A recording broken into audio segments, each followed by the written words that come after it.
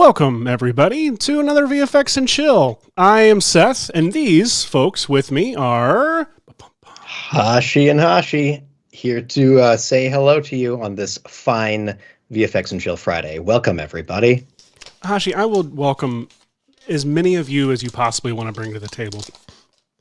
Well, thank you so much. Yeah, he's very enthusiastic back there. Not been in front of a camera much, but... otherwise, a pretty good-looking guy. Yeah. I had another one, but I killed him. There can only be one of me. I get it. Prestige style. Yes. Not Highlander, prestige style. It's actually literally like the better, more relevant term for the two of us. I'm trying to make sure my hair isn't so that is, isn't going to offend our viewers, as it has in the past. Hey, I know that we have a friend here. Let's go talk to our friend, Mr. Michael. How are you, sir? Michael. Hello, I'm doing slightly blurry today compared to the two of you. How are y'all doing? Oh, we're good. We're good. We are doing well.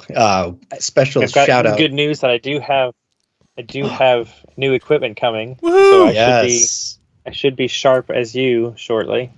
Once I Absolutely. get lensed up.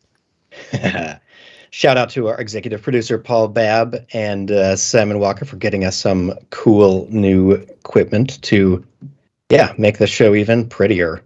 Yes, thank the both of them. This is exciting. We're already starting off with some new toys. Got a mixer, so hopefully we'll be sounding better if we can figure this out. Also, Hashi and I both set up our new cameras literally like 30 seconds before starting the broadcast, and we've got new mics that we forgot to get Michael a mic stand. Michael stand. Yes. So Seth has new camera, new mic. I have new camera, did not plug in mic. Michael and I have a mic, but it's sitting down here. It sounds so good. So sultry and smooth. Absolutely. We need to do NPR editions of this to make an obvious joke. But anyway, we are all here together. This is Seth Worley filling in for Daniel Hashimoto, who is in Nashville, filling in for me. Thank you. Welcome to NPR, to VFX and Chill. That was beautiful. I like that. Thank you. So, as you may have seen from our title today, we would like to talk about multiplicity style effects. Multiplicity has the honor of being the film that this effect is, I feel like it used to be called like the Haley Mills shot or a Parent Trap shot, and now it's, in my mind, known as the Throughout cinema, shot. It was referred to as the Haley Mills shot? Mm-hmm. Wow. Even before the Parent Trap was a thing. Yes, bizarrely. So, we're talking about replicating one performer to look like multiple performers. A remarkably common thing to do in film, and something that improvements have been made on throughout history.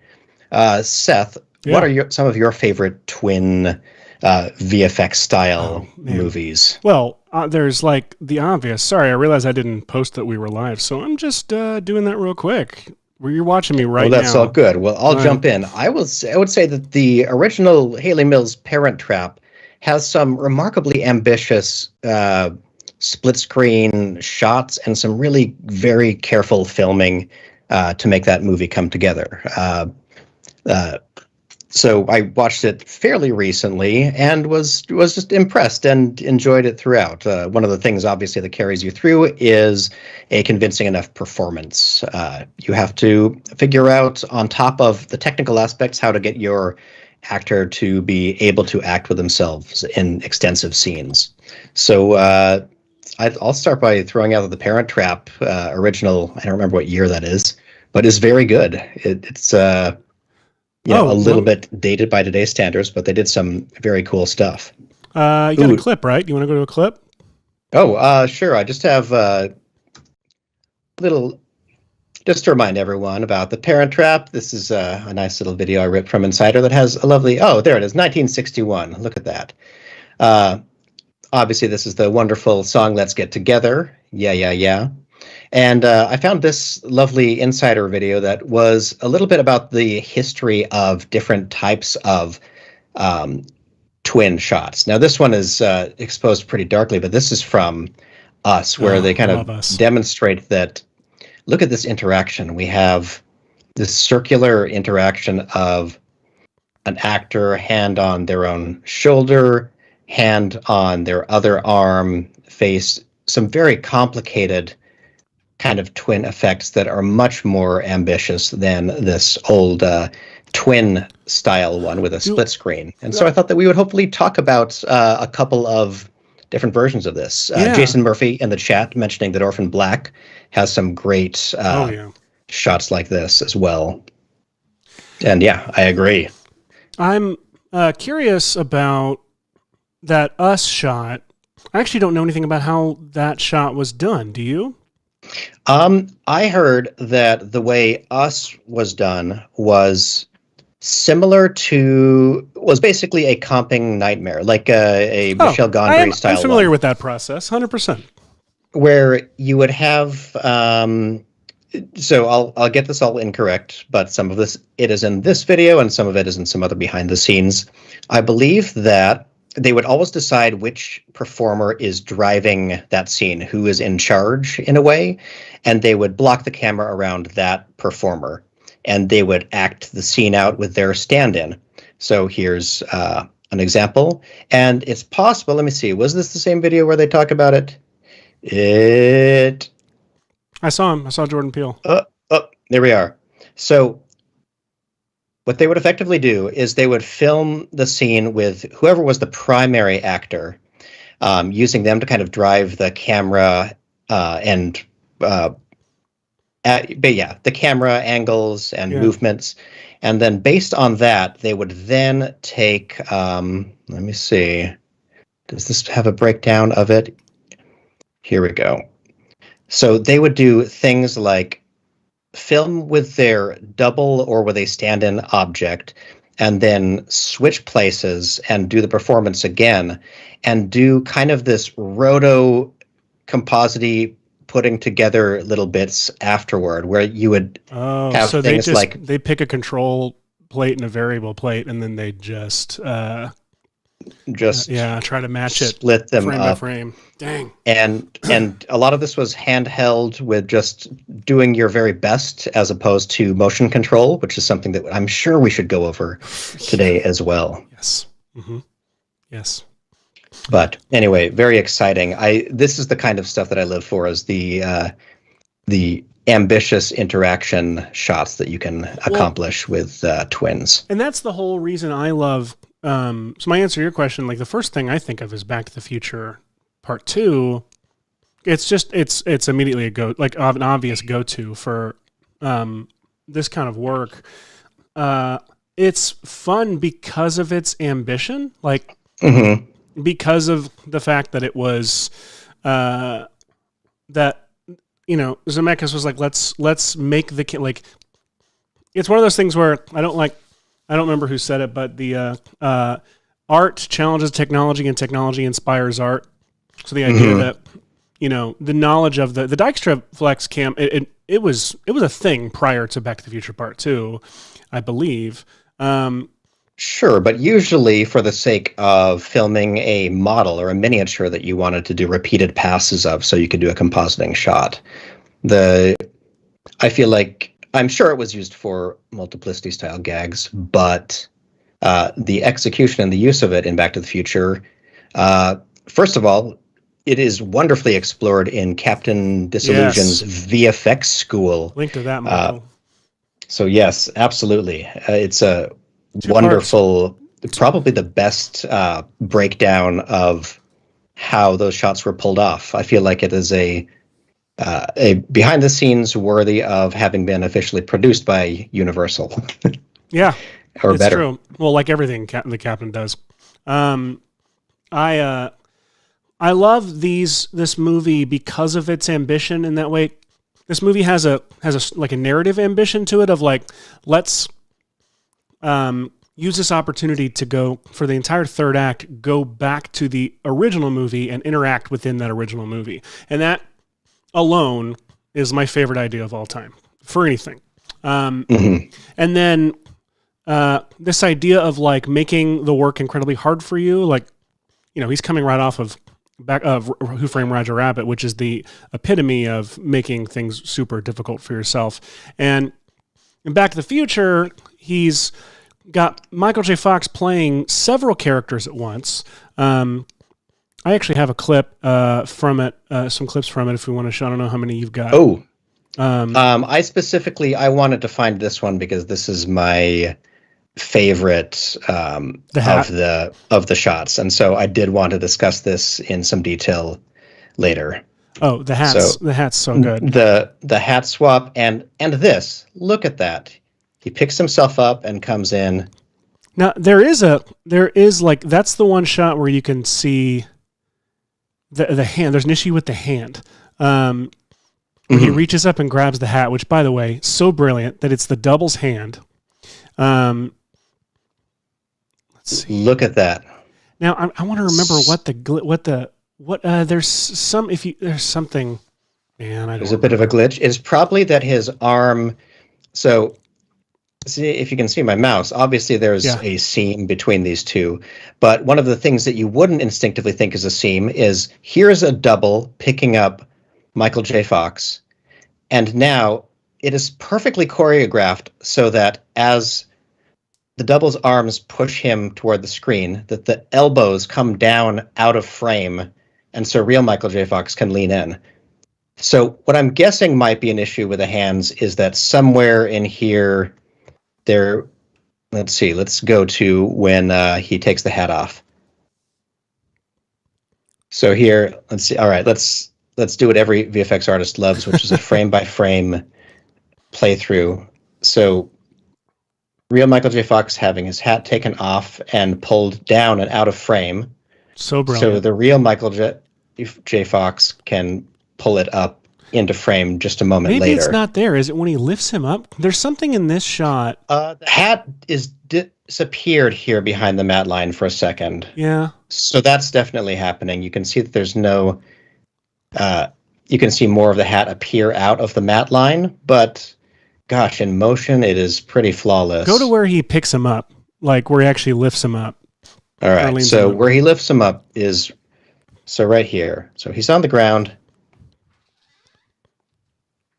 Yeah, never mind. It's Looks flawless. Pretty flawless to me. So this is, an instance of an amazing choreography. And on top of it, the camera is moving through all this. Look at this. And that's our motion control camera, which, again, that's a whole other variable that you've got to time the performance with. Like, now, it's insane. So you got to shoot the main performance first. You got to shoot Marty on the left. So just in case someone here doesn't understand or know what motion control is, it's a camera system that, depending on the system, you can record a camera movement when you get it right, or you can determine it with keyframes and the computer control part of it. But the idea is you can record a camera movement, and then the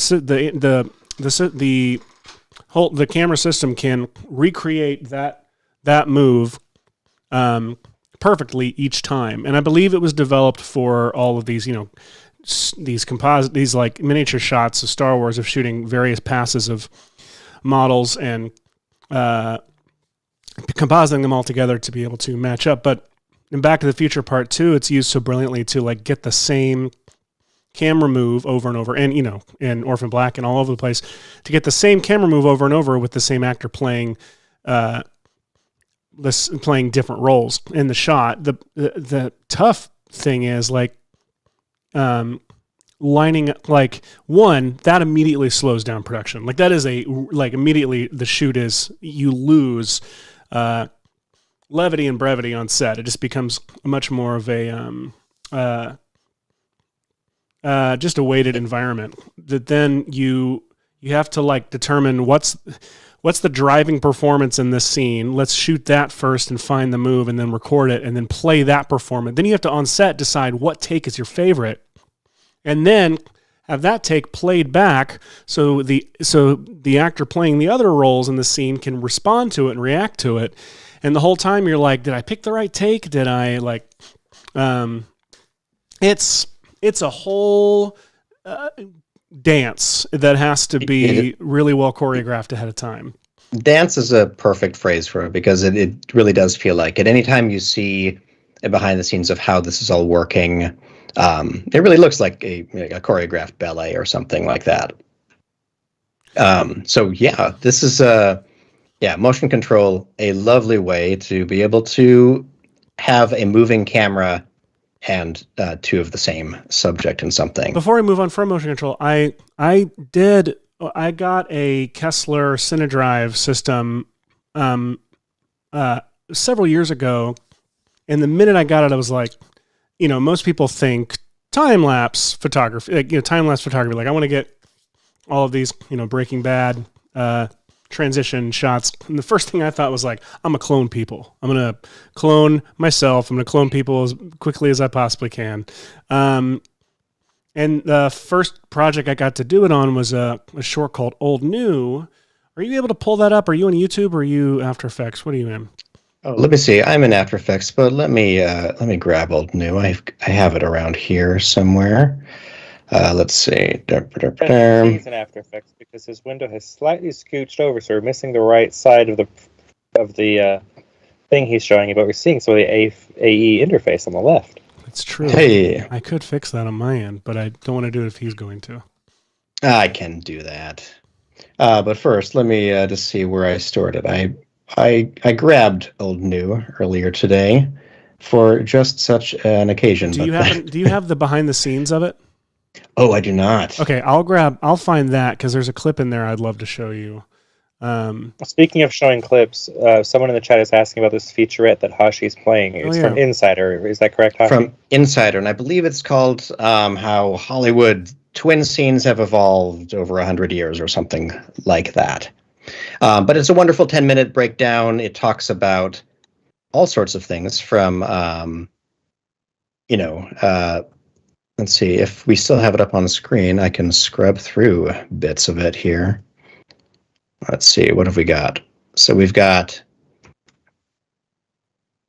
exciting behind the scenes of The Parent Trap. We have, I don't remember what this is, with some old movies. Here's George Méliès doing a very cool effect. I love George Méliès. But this is a wonderful little breakdown, and I should just play this instead of stumbling around looking for clips. Bette Davis really got into the playing across from herself thing in the old days. Like, look at this shot. Here's a shot that's practically as ambitious as the way Back to the Future was done. I love that. Right, let me see. The interaction was a little bit off frame. I'm going to play it again. Look at that. Look at that. Beautiful. So that's a double. That's a double's hands coming up into the one shot, matching up with her walking into the frame from the real shot. It's so good. It's so well done, and it matches her performance and where she's looking and everything like that. Very, very cool. But look at that. It's so great. It's a wonderful effect. And I found an Old New behind the scenes of us using the motion control. So like, let's check it out. So actually, okay. So this is. Let me see. Oh, it's showing. That's Back to the Future. That's Back to the Future. That's the Is it a hydrator or a rehydrator? Rehydrator, I believe. So now we're looking at Old New. So I had this thing, the Kessler Cineslider, which works as just a really great big ass slider. If you are looking for that, which I used that all over that movie, and then you can attach the motion control system to it with the Cinedrive system, and you can essentially, it's just like making a shot in After Effects. You keyframe the move. You have several axes on it. You have the dolly axis, you have a pan axis, you have tilt, and focus and zoom. Also, you can control those as well. And so I would shoot, a pass of Ben's performance each time, and then there's my son with me testing it, accidentally kicking it, which is one of my favorite clips of anything. But we would basically shoot several passes with as many clones as we had in the shot, and then I would painstakingly go through and roto, bend, and all of this. And I'll be totally honest with you, I should have put up a green pop in a lot of these, like a green screen in a lot of these. It would have just been better. I was cocky and thought I could do it all with the roto, and there's several shots in the film that the roto does not hold up whatsoever. It is very, very bad. And then this one I learned a hard lesson, which is don't put see if I can pause it at the right time. Don't put a character in the foreground holding a translucent material such as glass.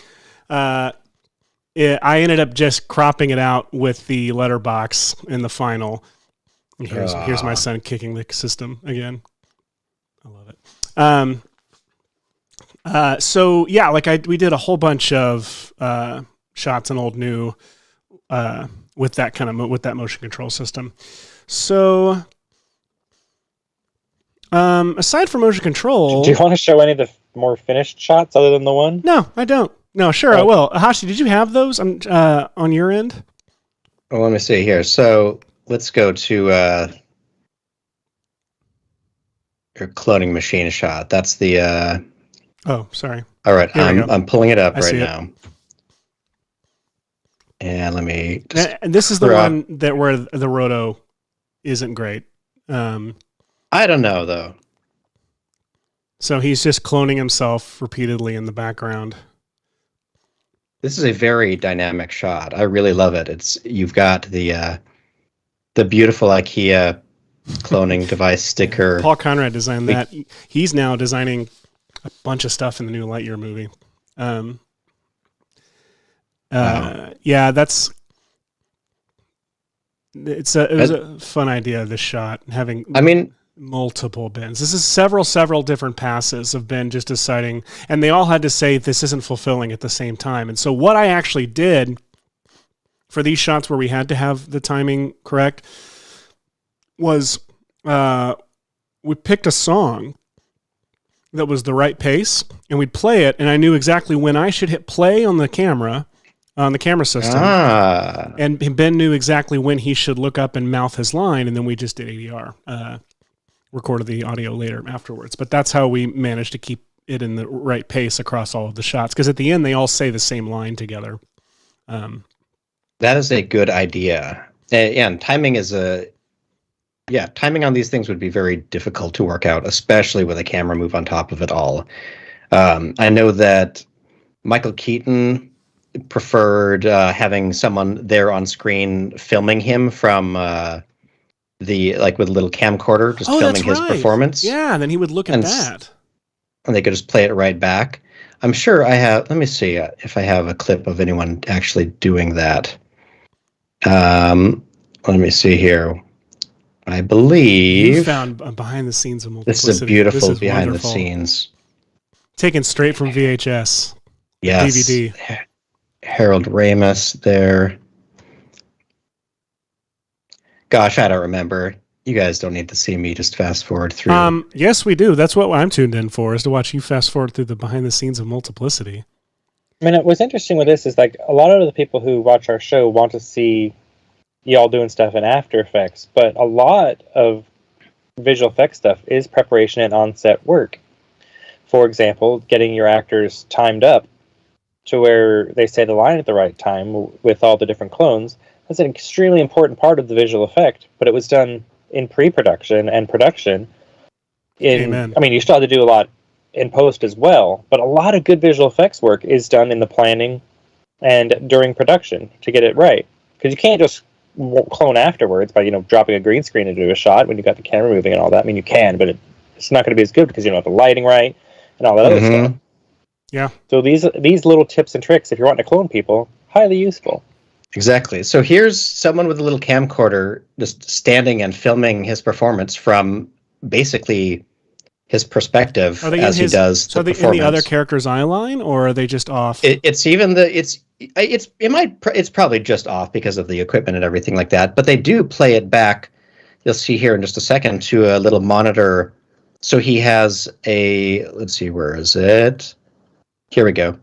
So look at this. He gets to look right over at a monitor of his. It's straight on POV. Yeah, that's in the eye line. So the other actor is holding the Handycam.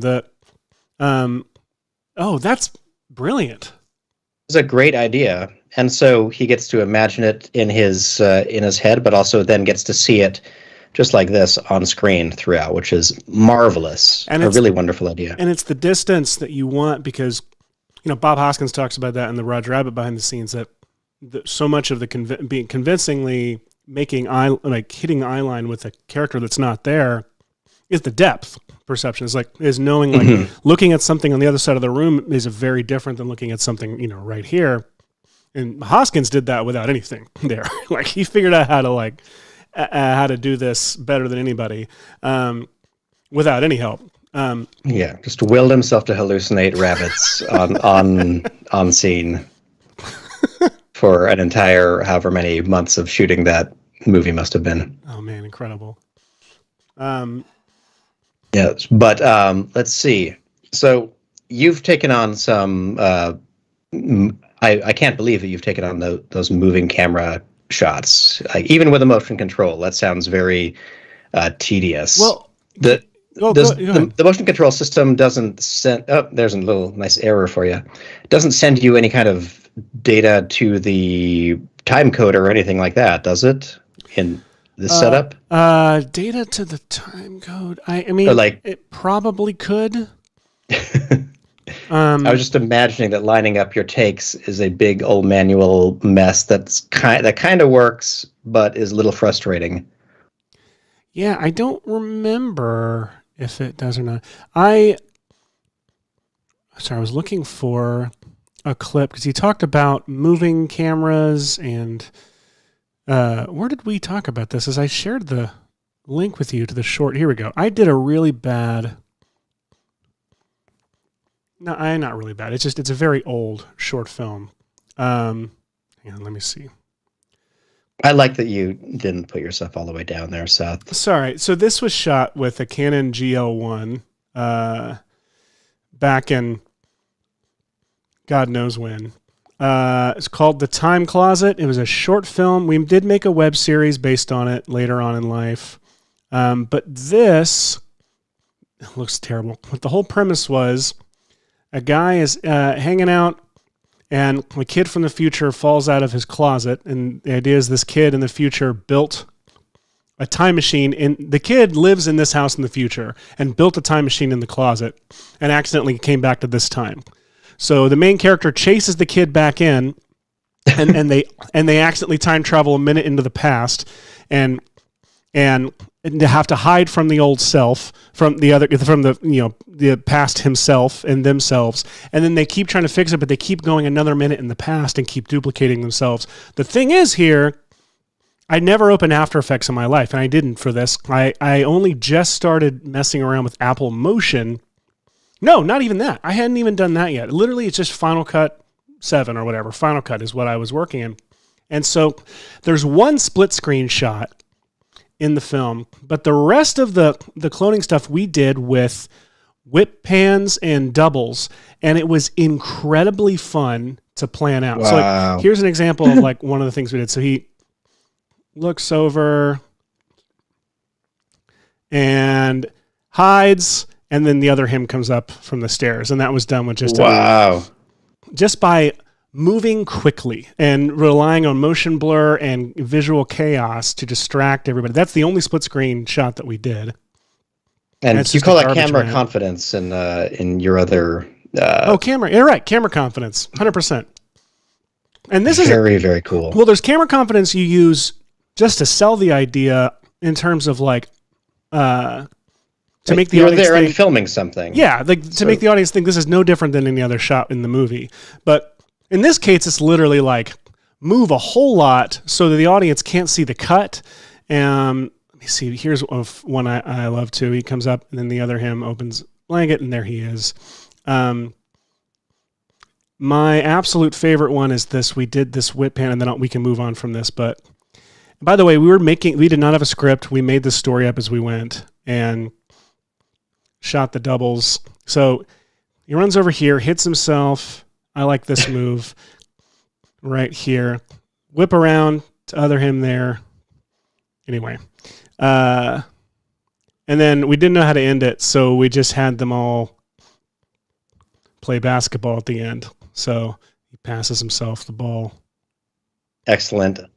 Because we get sports. We get sports. Wait, sports. Absolutely. Sports. Now, something I would love to hear from the chat are some things that they would be curious to know how you might be able to pull off in a shot where you're trying to duplicate an actor. A challenge or something, if you would, just in case it inspires us to be able to attempt something like that later on. Yeah. If you want to throw to me, I have a couple of clips that I've pulled up on VFX and Chill before. These were just some early pandemic, past the time kind of videos. This was a video of James talking about how doing homeschooling was boring because there's no classmates there to help you with your work. And so here's a little idea of his clone coming to help him out with That's so good. Homework. How the hell did you do that? Well, let's go through a few, and then we can talk about the different levels of difficulty here. So, along the same lines of having someone to help you with homework, I also decided that it would be fun to have someone you could play Minecraft with.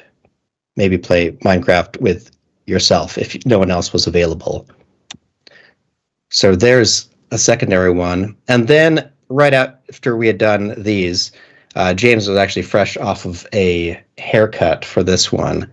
But that really awesome scene from Orphan Black had come out.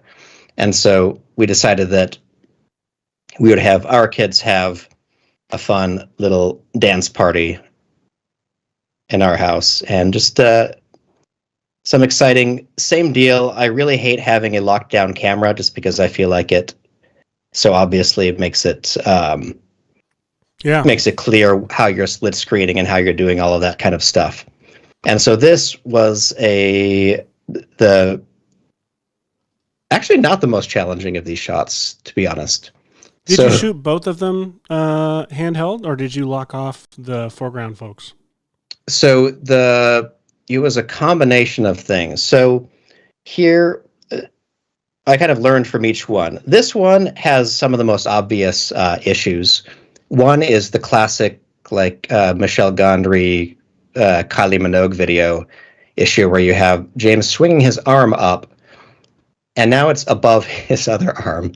And, that's like some Escher stuff right there, 100%. Yes.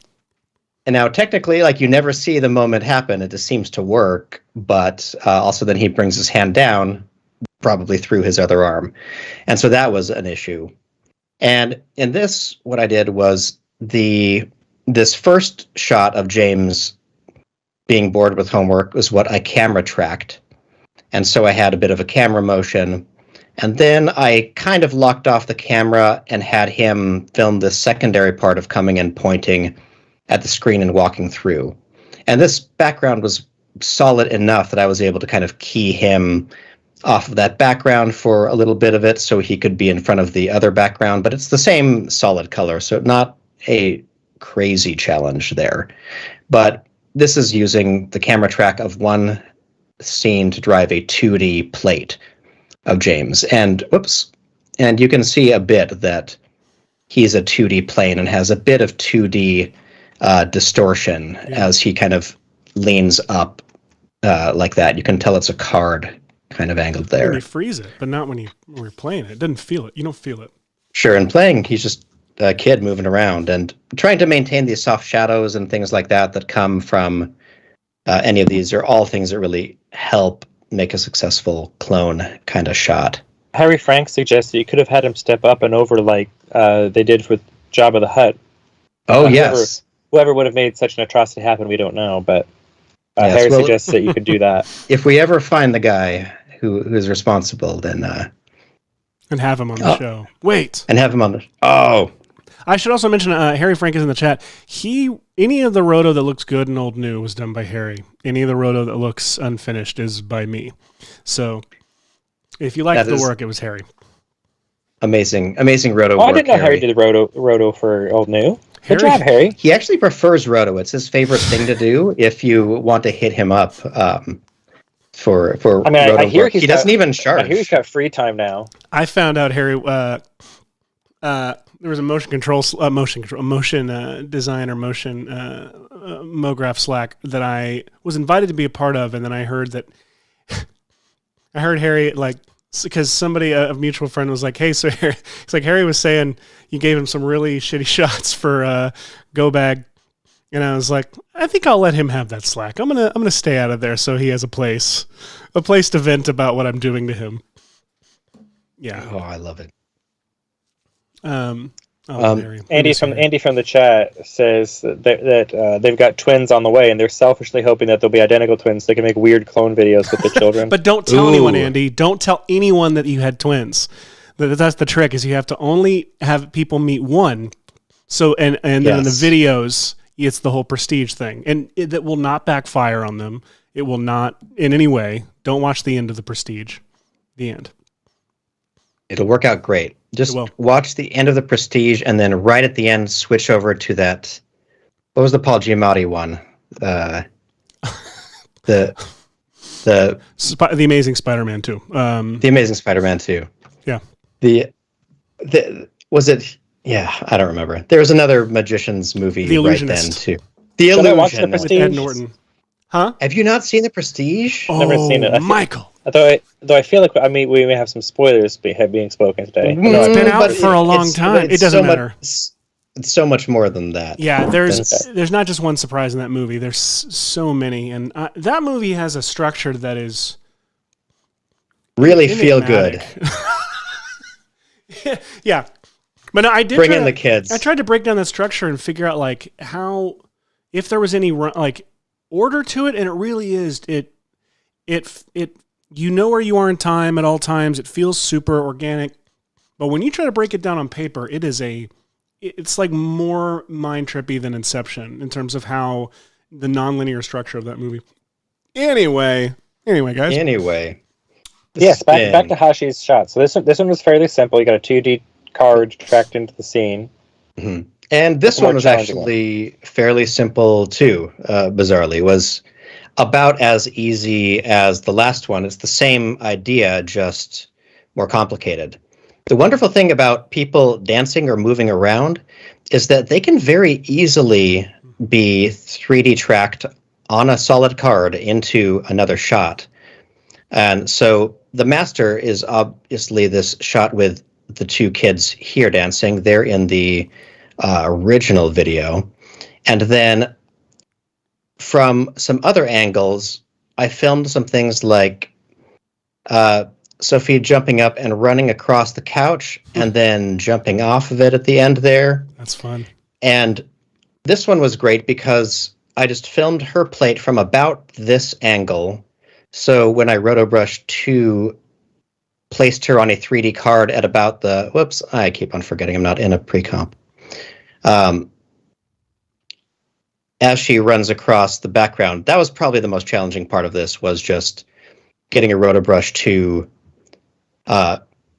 element of her running on the couch and trying to kind of feather mask in any time that she was really, stepping down on the cushions and they were deforming because of the steps. But it fits in very well. And everyone else are just on 3D cards that track in really well because there's just a very slow swooping camera move through this whole thing. But it had the same kind of vibe. I was inspired that day by the Orphan Black dance party, which, let's see, I'm pretty sure I had a clip of in here. Looks probably so right after this. Oh yeah, here we are. At least just some passes from it. That's tricky because characters can't cross. You have very specific marks on the ground for where you can be and how far you can lean and get away with. It's so much trickier than it even looks. Absolutely. And then the hardest one, and I do believe that there is a VFX and Chill episode where we really did break down this shot. But this was the hardest of all of these shots. This was one where I wanted to try seeing how closely I could recreate something that looked like a handheld twin shot with James here, playing a video game with himself. Now, so Seth, do you remember how you did this? How this is created? Me? Do I remember? I had nothing to do with it. I had nothing to do with it, so I'm just going to be guessing unless you've told me.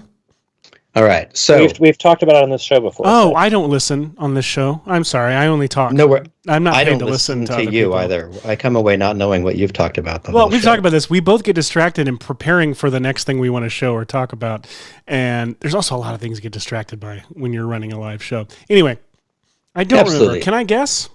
Guess. You shot one handheld. I have two guesses. One, you shot one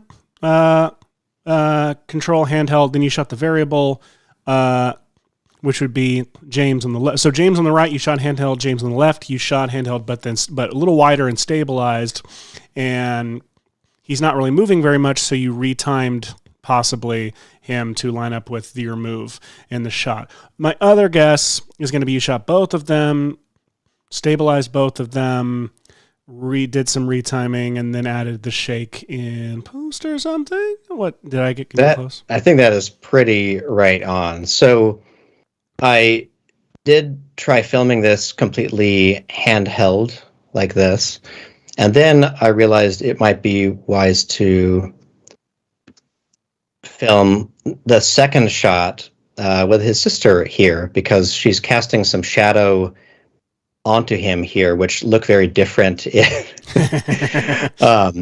if someone is not there. And then the tricky part is you just hope that you've somewhat memorized what your camera move is doing. And so if I did a temporary overlay here, you can see that you get kind of, I guessed pretty well on the timing of this shot. Yeah. But obviously, one I let be more handheld, which is what your guess was. So this one is pure handheld. I'm not worrying about trying to make it too smooth or anything. The camera kind of bounces around a bit. And then when I filmed this secondary shot, I think I tried to have my legs planted so I was filming this as smoothly as possible.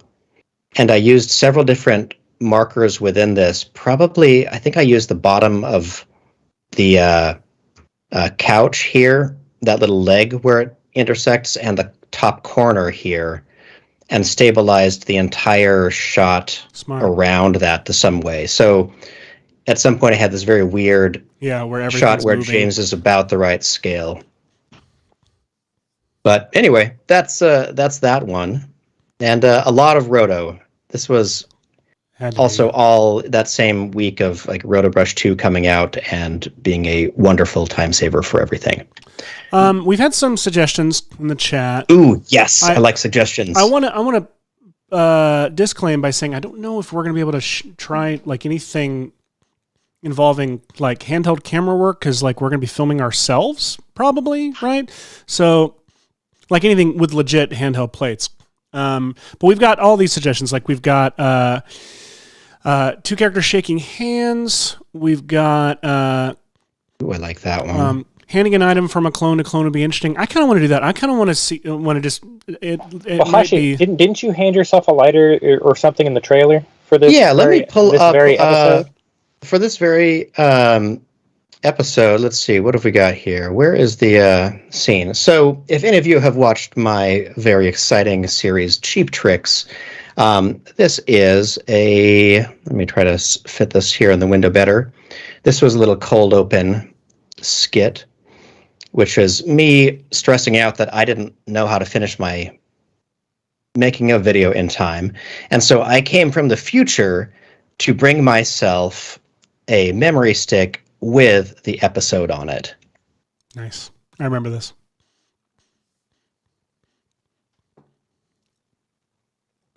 Oh, I lost your audio. Hashi, you there? I'm here now. That was me. That was on my Is it when I press M? What do I press? I press something. Control M. Why did I press Control M? Anyway, yeah, so this was a fun shot. One of my bizarre commitments to this was making sure that me from a month in the future had more facial hair than me from the past. And so I had shorter hair in the past and longer, shaggier hair in the future. That also meant that I needed to film the two halves of this at least separated by a hair trim, which was a little bit rough. So I did during this, let me see if I can pull this up and narrate over what this is. Let's see.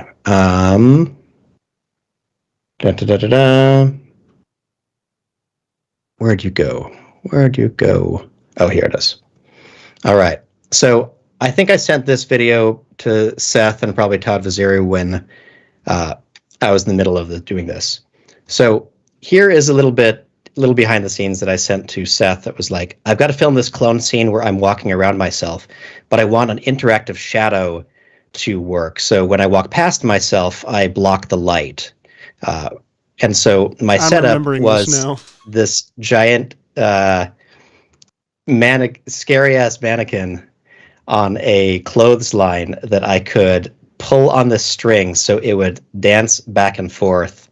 This is 100% a Home Alone Christmas party. I felt so much like I was in the Home Alone Christmas party doing this setup. And so I love that you were very generous with the hair for yourself for future you. I was. I knew I needed that broken up hair kind of shadow because I think I started with like a balloon or something like that was my stand-in, and it wasn't working as well. So I put together a little bit of a breakdown because I remember I was going to do an official breakdown of this, but didn't really get around to it. So let me try to compose this in a way that is a little bit more visible. These probably aren't the exact right takes, but this was the gist, is that I performed this first take. Let's see, or actually I guess I would have performed the longer haired Hashi first. And so what I had to do is I had this little lighting cue go off for when this thing landed, and then I looked around, and then the other me comes and walks over, and as best I could, I think with my hand down here out of frame, I try pulling this cord that then Home Alones this guy in front of me. So in the composited shot, you see the light on Hashi have a shadow cast in front of him as I step up. In the bottom left one, I want to see Mandy come in the door, sigh, and turn and leave. That is in a remarkable number of my behind-the-scenes pieces of footage as well. So just a long-suffering spouse backing slowly away. Absolutely, VFX people and your partners. I commend your partners. So the second and really difficult part of this shot was I decided I wanted to hand myself something right in frame, and so yeah, it's a little bit like like what we were talking about. The question was handing yourself something. I'll play a Multiplicity clip that has a pretty great version of this, but let's just highly always choreographed play a version. Clip. Let's play a Multiplicity clip in between anything we say going forward. Yes. All right. Did you see it? If you're not really paying attention, it's subtle. I'm never paying attention. Camera moves. He walks over, hands himself a sandwich. Seth, how was this accomplished? I believe there's a platform he sets the plate on in the first take and then picks it up on the second take, correct? I don't think that's how this was done. It is. Just trust me. I know more about... Nope, I don't. So watch this sandwich. Like you would think, like a sandwich would be really easy to see if you got the angle wrong in the handover or something like that. Oh, there's a wipe. And it's perfect, right? No, there's a wipe. Was there not? Okay, I imagined it. I keep imagining things. There's something right So here's what I think, and I don't remember for sure. I mean, Seth, there's obviously something. There's not two of him. There's. Wouldn't that have been awesome if it was just like, here. oh yeah, it's like Robert Zemeckis. We're like, does Tom Hanks have a twin that we could make this shot a lot easier with? Oh, do you know what I did here? Tom Hanks having a twin. None of the toys, the Woody toys or anything, those are all Tom Hanks's brother Jim. If you have a Woody doll and it says there's a snake in my boot, that's Jim Hanks, not Tom Hanks. He does all the voices for Tom Hanks, like in video games and toys and everything. His brother Jim does it. I love that. All right, do we have guesses in the chat watching this clip? Any guesses on how this was done? I feel like I knew this at one point. Harry Frank is just making jokes about the scare Hashi. What about this? That beautiful. Yeah, your little Home Alone party. He's so wonderful. Hey, this is my friend. If I came across that in some random place in the city, I would not guess that's supposed to be a stand-in for you with that hair. It's not spiked up at all. Can you imagine me having this rigged up for like 2 weeks so I could film the two halves of this shot in my office and walking in forgetting it was there every day? That was the real. I'm sorry. I would have thought you would have like planned to shoot the day of the haircut, not weeks separated. No, that involves more planning than you give Hashi credit for. I can't grow my hair faster on cue, Michael. It reminds me that you're right. It was actually just a few days. It reminds me of that video Aaron Kramer Frankovitz did. suggests that the sandwich slides around on the plate, and Mike Miners suggests that there is a fake right arm. Oh damn! That's it. That's it. That is what I think is going on here. I think that Michael Keaton is right here. This is all Michael Keaton. And we're just talking about sandwich Michael Keaton for here. He then wipes his hands off. For just a second, let's his arm go behind. And I think that's that actor Michael Keaton just dangles his arm to the side here while right there. That's the move Michael that gives Keaton, it away. Look at that. Oh my God. Beautiful composite, amazingly timed. God. Because watch this. He swings his arm back and then sets it on his waist. But again, the planning and the cleverness that goes into figuring out how to film, execute, and communicate to your performer how to make the shot work is remarkable. That's so good. Because that had to happen in time with the camera move, too. And again, that didn't need to happen. They did it anyway. No. This is a comedy. This is like it's a character handing a character a plate. It did not need to happen.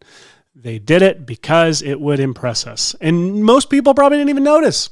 Guarantee you my dad was watching this movie and didn't notice a plate was being handed from one character to another. Exactly. So what's kind of fun here in this view is that, let me see if I'm just going to scale up this little view, secondary view of what's going on here. The moment where I hand over the USB stick, here was a weird thing I had to do. I had to hand it to myself in the secondary clip with my right hand and then take it. These are a little out of sync or whatever. Might be a different take, but the idea was I had to reach over and take it from myself, which meant I then had to erase me handing it to myself. So my arm on this Red Giant shirt version of me becomes a still frame right around here that is just puppeted to me for a little while. Like that, to keep my arm out of the shot there. You can see a little bit of messiness in my shirt there and stuff of erasing the hand.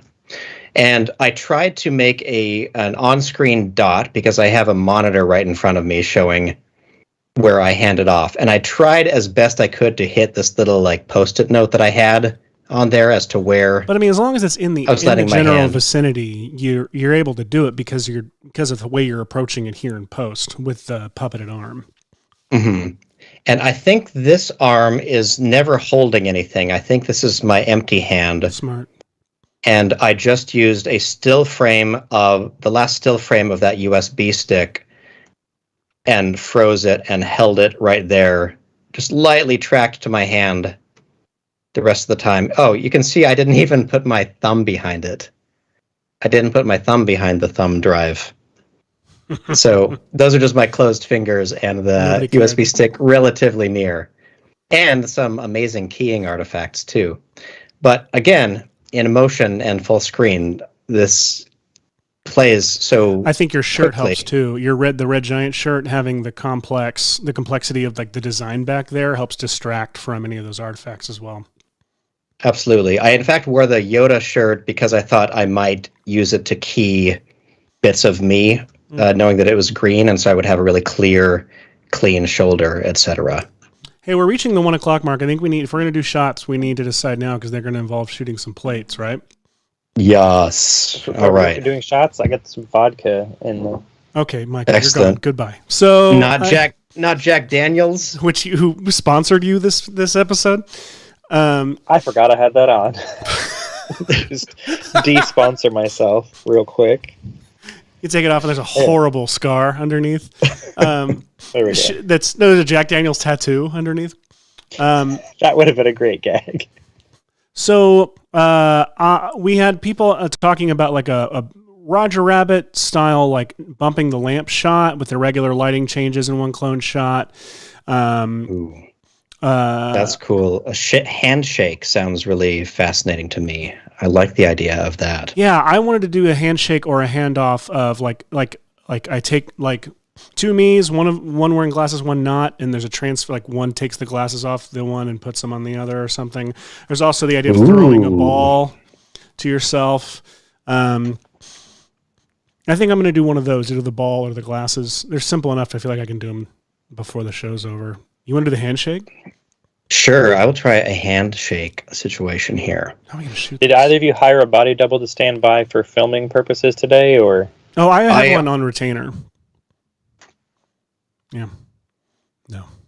I think that we should use each the next time we're in person, Seth, we need to film a visual effects thing where either of us is the stand-in for the other, and we don't do any cheats to make the continuity better. We just have completely different You and I have a joke heights about. We joked about how like whenever we get to do a VFX and Chill episode in person, that we should still set up OBS like we are, in different places streaming, and then like right now, I would like hand my coffee out of the bounding box to you, and you would actually take it. Like the idea of doing things to where we clearly are in the same place.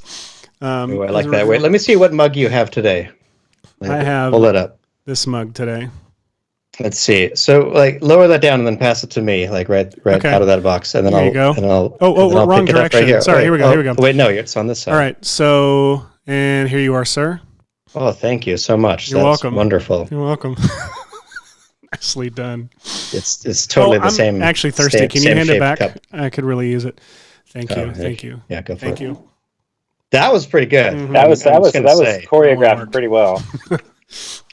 All right. So, Okay, Michael, you want to host the show while we go shoot plates? shaking hands with yourself. That sounds complicated.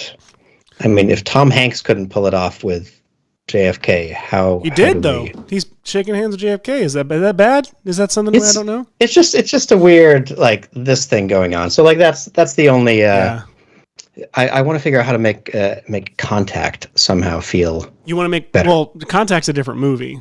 I mean, for contact to occur, you would need a body double of some kind. It's not dissimilar to the sandwich gag, where a body double arm comes out from behind the actual body of the actor. Mm-hmm. I mean, honestly, like what I would have done.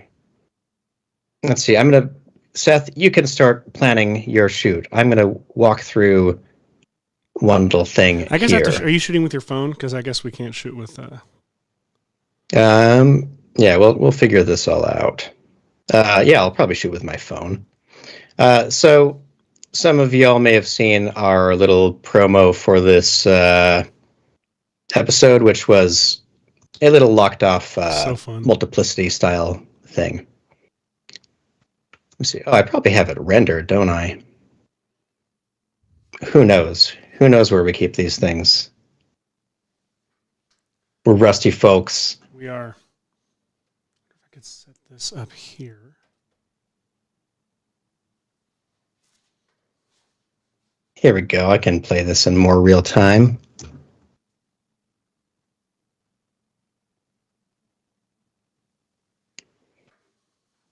So this was a quick right before doing this episode today. Because I knew we needed a promo, and you'd think you would promote your episodes more than like 2 hours before they came out, but we do things our own way here on this show. You went silent again, Hash. and I'm sure it never stresses out Michael, who is who just asks, please give me assets on time for once.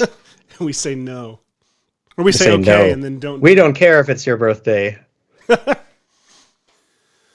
Oh, yeah. So in this one, I added this little hand on the shoulder gag because I thought that would be a fun, teeny bit of interaction to have with myself. So here we go. Da da da da. Very boring, and my hand gets very small right here. But this was accomplished by me filming. This is one of my favorite things to do, is to have the contact point on a person be actually tracked to that actor instead of tracked to you trying to mime this action and doing it separately. So I think I tried to time it well enough that it kind of looked like the hand came over the shoulder and then this version of me leaned out. And let me find the plate of said hand. Was basically was me reaching out and grabbing my own arm because I couldn't think of how else to film this. So I just used my arm, which is the same texture as my shirt, tried to hold it still and wrap my hand around my little arm bump. It looked a bit like it could work for my shoulder. Yeah, that's nice. Then I tracked this little piece of fuzz that was on there so I could stabilize. See, I think it was from this take right here. So it just stabilized out that whole thing. And so what I was left with was this nice little piece of footage of fingers wrapping around like that. And then I think I run it backwards at the end, so it just lets go and goes back down behind. But it makes for a fun moment. Check it out. Because it's tracked to my shoulder, it really moves back and forth with me nicely, instead of me having to act it out and trying to guess where I'm going to be and then retiming everything. All right, so Seth is all on his way to filming plates for... Well, I'm filming them right before your very eyes. I'm just trying to... This is amazing. Live filming. I like that with Grant Cook, we were able to film some live plates and get them into the shoot. And I'm going to try to do the same kind of thing. So let's see here. We've got... we are obviously in our houses in front of green screen-ish setups, which is a lovely way to be able to get a bunch of work done for free by filming in front of a green screen. Normally, I like filming on a location and filming one person with real lighting and one person maybe with a pop-up green screen. But even then, I often do it the way you did, Seth, which is just to film two performances in about the same space. So when you're doing all of your roto work, the lighting is... you rely on roto because the lighting will look better and you don't have to do as much color correction. But that might just be a preference because I'm colorblind. I don't know. If you have a little green screen pop up behind someone and you can put it far enough back, the lighting won't change that badly. You just have to worry about a little bit of color spell around the edges, especially if they've got hair like mine that's a little lighter in tone. Get a bald actor or someone with nice chunky black hair, it makes it a lot easier. Mm-hmm. And sometimes my hair is nice because I can pull a separate key with all this spiky black. But it also is it is frustrating for spill. I usually do have to convert it to a Luma matte just for my own hair. I remember doing some commercials that I was in and having my friend Roto, and he was like, I hate your hair now. I hate it. All right. You just blew past the tip that a lot of new visual effects artists are unaware of, that you don't necessarily have to get your key job done in one piece. Most Hollywood visual effects stuff, there's multiple keys going on just for one actor. So the hair will be keyed very separately from, say, the foot or arm or just the general head. I think that would be a great thing to demo here real quick, actually, while Seth is doing his thing. So, Seth, do we have... can you hear me? Could you switch us to the After Effects view for a moment? Absolutely.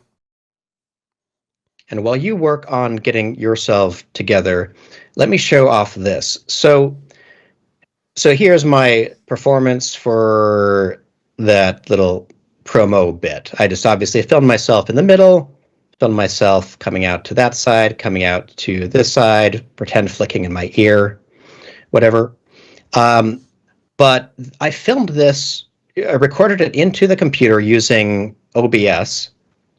So what I got, I don't know how well it'll share across things, but I got this tremendously compressed video, which means that all of these gradients that would be nice and clean are just getting destroyed by it capturing through an MP4 record live to my computer, which is fine for this promo level graphics, but would be a bad idea if you're trying to release something better than that. So when it comes to keying, the average thing you'd want to do is you'd want to jump in and apply some Primat keyer. And usually, if this was a beautiful video source, you could go to the effects, Primat keyer. Oh, I guess I'm a little bit... am I framed out, or am I just seeing myself cropped off? Huh? I'm just making sure I can see... People can see my... Y'all can see my effects window. Oh, it was just cropped off from my view. Sorry, Al. So yeah, Primat keyer has the wonderful auto-define key button, and you can press it. And normally this is pretty dang good, but there is some weird spill, and also you can see the compression artifacts really coming out in this video. Now, one of the things that helps with this is one of the features called, oops, let me minimize that. It is called the core matte right here. And what a core matte does is it tries to preserve the alpha of the interior of whatever is the broad main shape going on in here. And you see when I check that box, it's pretty great. It does retain all of my interior details. Oops, wrong box.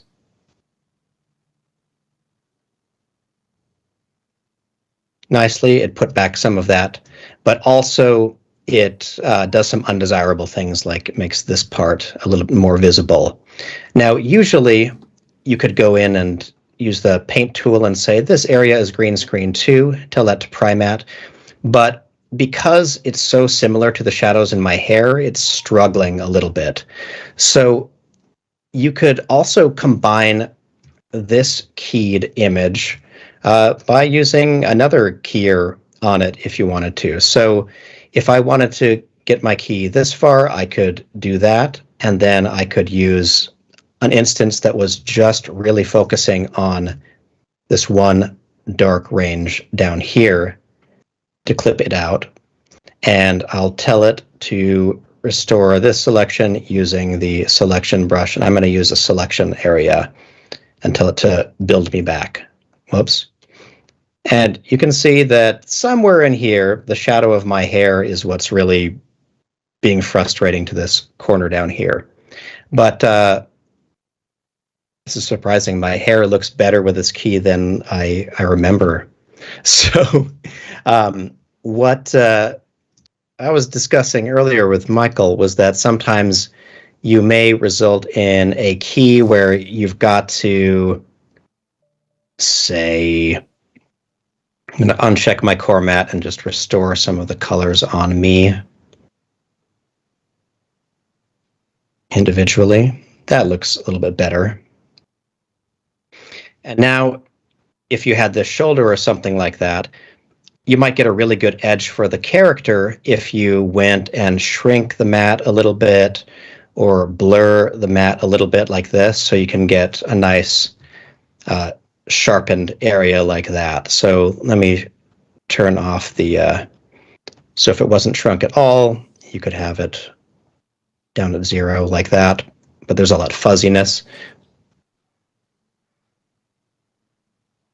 All right, so if I eat that away, I don't know. What am I doing, Michael? I was going to show that once you've done all that, my hair became kind of what it looked like in the promo, Funky. where Yeah. it's getting chopped off like that. So I can duplicate my whole layer. I'm going to delete these keying instances and just focus on my hair. So I would create a secondary section. I would create a little mask around it like that. So I've got the nicely keyed... A quick garbage mat up there, yep. Exactly. And then to this, I can add Primat Keyer, auto-define the key, and now I've got a really nice key on the hair, but also down here, I get to still have all of the like smoothed out edges and things that I had. So keying different parts of an image using different keying solutions is a good idea, I think. And as Michael suggested, a great idea. I'm rambling. I'm stalling for time. You don't need to stall. I've shot my plate. I'm just getting to work on it. What are you doing? What are you going to do besides what you're doing? All right. So I'm showing off that. So yeah, if I do a separate key on my hair, I get all that detail back. It's wonderful. I want to figure out how to do a shaking my hand bit. So I'm going to see if I can stage that in here. I'm going to look a little bit strange for a second, but enjoy, folks. What are you doing? You talk. Well, now this is going to be easy and also look terrible at the same time. And now I'm wanting to, I kind of wish I was in the same room with you. I want to do the handshake thing.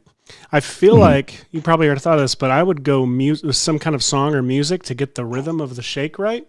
Mm-hmm. You don't need me. I think you're going to do just fine. I am. Are you still able to hear us?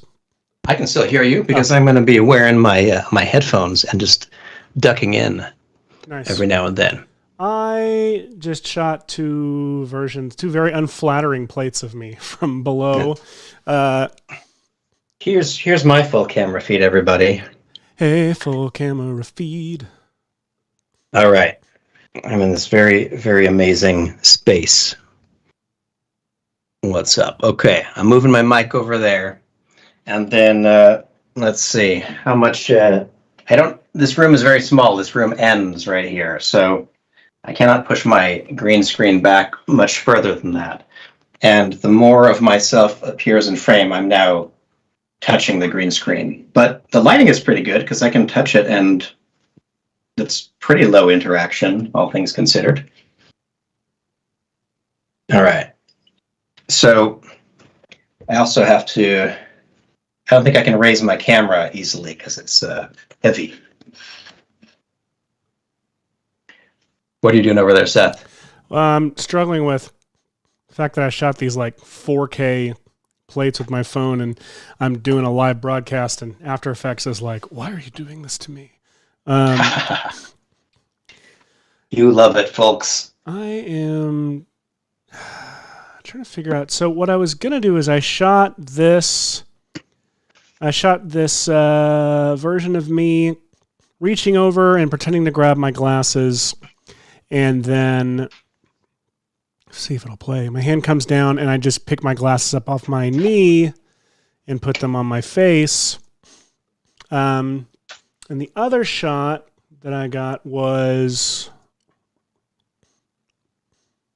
I'm going to downscale this thing in a second, but was me looking over and then my own arm reaching up, trying to match the right angle, same angle, and grabbing my glasses and lowering them below frame.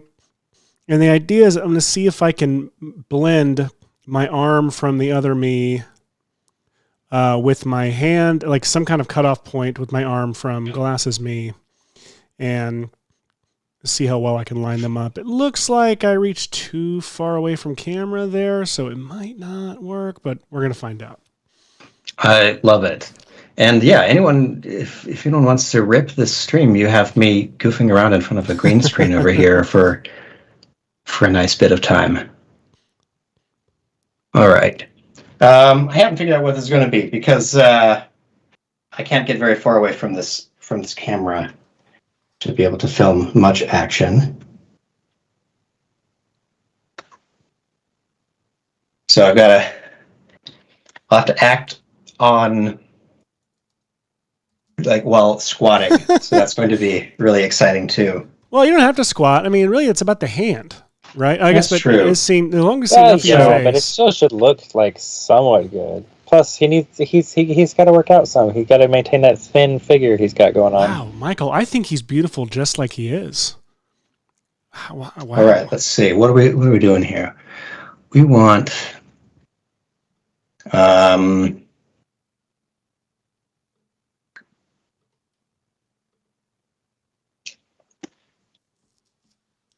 did not shoot a clean plate. That was dumb on my part. All right. Let's see. What about if I did what do people think about the one of these kind of hand grabs? So it can be more eye level and I can frame it a little bit better so we don't get this shot. I'm just going to assume you all were like, yeah, that's a great idea. Yeah, I didn't actually see what what you did. Sorry. We've reached the point now where we're both working. Yes. All right. So I'll try to talk through what I'm going to do. I'm starting to record on OBS, which is not a fantastic quality video signal that I'm going to get, but I'm going to try to slide my green screen over so it covers this side of screen a little bit. I'm going to do a mini splits right now, and this actor will have to reach over, take a hand, and kind of shake it like that, making, I guess, eye contact with this character. He's not casting a shadow on me, so let me think about how I'll deal with that. The lighting is going to be wonky because I have no shadow, but let's just pretend that this is what it is. These wires are going to be really annoying, so I'm going to take off this. I won't be able to hear you, Seth. That's fine. Or Michael. Goodbye, son. Miss you. All right. Let's see. I'll try to max out my headphone volume, so you can scream at me if you need. All right. Stop recording. Start recording. All right. So I imagine The heck? I'm walking along, and then I meet my other self, and I'm like, "Hey, nice to meet you, man. How's it doing?" See, I'm even awkward trying to talk to myself. How's it doing? That was horrible. No. Horrible. All right. So where am I shaking hands? I'm shaking hands up here somewhere. All right. So let's try that.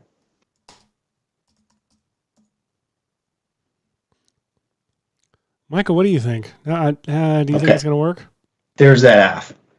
Now I'm going to turn around where I should be casting a shadow on myself. I don't think any of us. And for this version of me, I'm going to try putting this hand out, but holding it relatively still, and then letting go.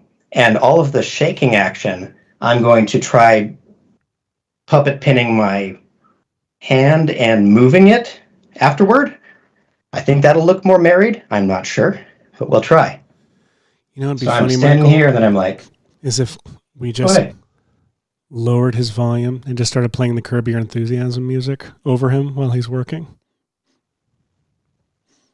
beautiful. Yes. And that is... I like the Vorpal Edge. Oh, hi. They labeled it the Arnold of Carl's Weather, or Carl Weathers handshake from Predator. All right. We're back, baby. Good thing.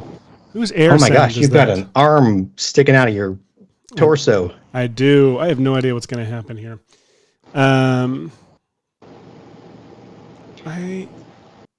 This is I a do bad always plate. love when I dive into my captures directory, and I'm just going to share this because it's probably totally safe, but this is always just wherever I've captured myself filming stupid stuff for your guys' entertainment. Look at that I see sexy some beast great in music video a pieces. tank top. All right, let's see. So what did we just film? We filmed this. And I'm going to, you know what, let's do a new project because I like working clean if I'm asked to and someone is recording me. Right. So let me import that piece of footage one more time. And the first thing we'll do is a slap comp where we'll just time out everything to see if we can align those two takes and see if they look reasonable at all. So what we'll need to do is, in either case, anything outside the green screen I'm going to consider unusable. If I cared about it, I could always roto back in stuff, but we don't got that kind of time today. So Seth, do you or Hashi have any recommendations for portable green screens? I'm using one. I use one from Impact and a little C-stand basically thing to put it on. It just pops out. It's real big. It's real non-reflective, which is nice. But it's a little bit of a beast since I have to twirl it shut and opened when I'm putting it up and down. I know Seth has one that just kind of pops up, like out of a little I don't know rolly what thing. brand this is. It just goes up and down. Yeah, I'm pretty sure mine is like a Cowboy Studio reversible, like it's blue screen on one side, green screen on the other, pop-up thing. I think it was relatively inexpensive. But on this camera, it sure looks nice and evenly green. All right, so we've got our two performances here. Here's performance 1. I love that I added a bit of a pretend walk-up. Okay, so there's a contact point from this shot, and I'm going to go ahead and press the star key to add a little marker there on my footage. And then let's make this other piece of footage semi-transparent and just scoot it back over to here and find the moment where I commit to the handshake around here. For those who are unaware, the star key is talking about is the asterisk key on the numeric keypad of your keyboard. If you have no layer selected, it will make a composition marker. If you have a layer selected, it will make a layer marker. Precisely. All right, creating a quick null, attaching these two together and then scaling down the null. Because obviously I'm using up all the real estate of my green screen, so I've got kind of a weird framing going on here. All right. Oh, that wasn't the moment of connection. Where's the moment of connection in the performance? It is right there. Dink. Okay. This is probably a terrible idea, what I'm doing over here, if anyone's watching. This is a terrible Just idea what whatever I'm doing over here, but that was the goal. It was to be asked to do something that is specifically difficult in a green screen scenario, or not a green screen scenario, in a twin shot scenario. All right, so let's go ahead and do some keys on these two pieces here. I'll maybe press the asterisk key on the number pad there to make a little marker, and then press, let's crop down this footage to just this little bit here.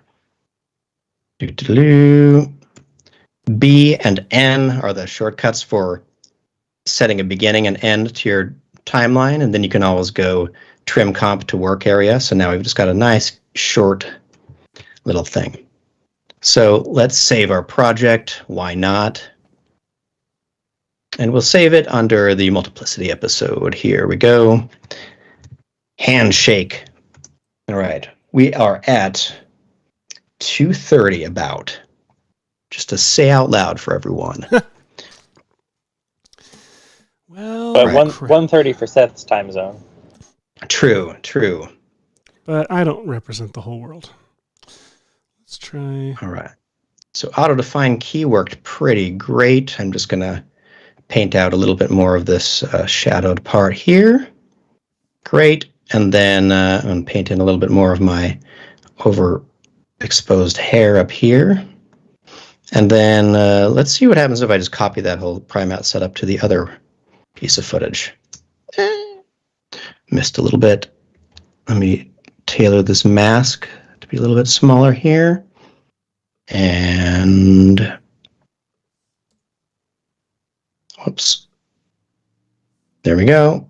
And in here, let's paint out a little bit of that sky. Oops, that's from the other footage. All right, so I'm doing a very quick keying bit right here. And I have my two characters lined up here. So I'm going to call this one the right guy. I'm going to call this one the left guy, so I don't get too confused. Seth, Cody from the chat is asking if you still have a Cinedrive. They say they just got one, and the shuttle pod, which looks like you had in your behind-the-scenes footage. Yes. They say it seems to move faster on the slider. Interesting. It was a smoother. I don't know if it moved faster. It was a smoother experience on the slider, just because it was a more solid base for it. I haven't used it in a long time. So that's the extent of my observation. I don't know if it moves slower, but I'm not going to call you wrong. All right. I am adding a null object here, and then I'm going to go. I don't know if I need to pre-comp this guy first. I don't think I actually have to. Michael, do you know if something is transformed already and you do a position track and apply it to a null, it does it relative to the layer, right? Oh, Michael's very shocked. I'm thinking. I've never tried that before. I've only let's try. Let's find out. Let's see what happens. All right. So I believe that if I go to my left guy and go track motion, I'm going to want to go over here, and I've got to find some part of this hand that I can track. My guess is that since your tracking is technically happening in a layer panel, that it will return values as if the layer was not transformed into main comp. That's what I think I used to think, but part of me believes this will work. The part of me that's going to be frustrated in just a moment. Don't worry. If this doesn't work, all I got to do is parent my null to a 1920 by 1080 piece and transform it the same way the other one is transformed, and then we're golden. All right, let's see how very motion blurry. So, you know what's probably better for this is, let's see.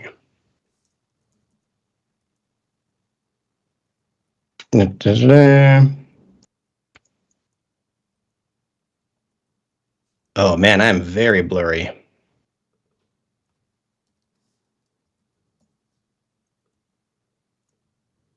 You know what? A Kingpin or Mocha would probably get that, but I'm really worried about that blur. So here's what I'm going to do. I'm just going to do. I'm going to parent this null to my character here, and then we're just going to do this. Let's add position keyframes and do some manual. Yeah.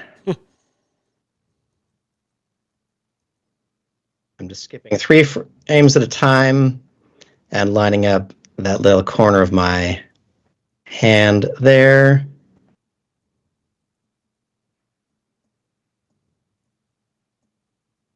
Yes, rotoing in real time, everyone. Okay. See, what I need Harry Frank to come do this for me. Well, everyone needs Harry Frank to do the work for them. All right, let's see how good this track is. Let's go. Dink, dink.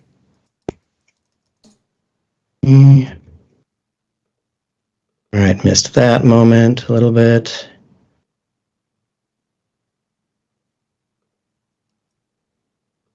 Now, I think that this is going to be a better solution than having tried to coordinate a long handshake for myself. That's what I think.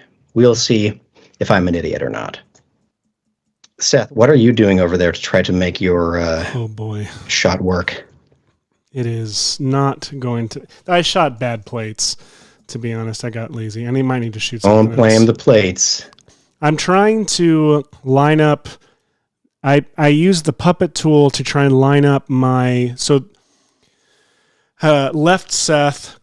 Try to line up left Seth's elbow with right Seth's elbow for as long as I can, so I can make it look like left Seth's elbow is right Seth's elbow. And so because of that puppet tool, you see like the background moving all over the place. It was a well-intentioned idea. I'm just not so sure I'm going to be able to do it. Well, maybe left Seth was right after all. Although now I want to just see.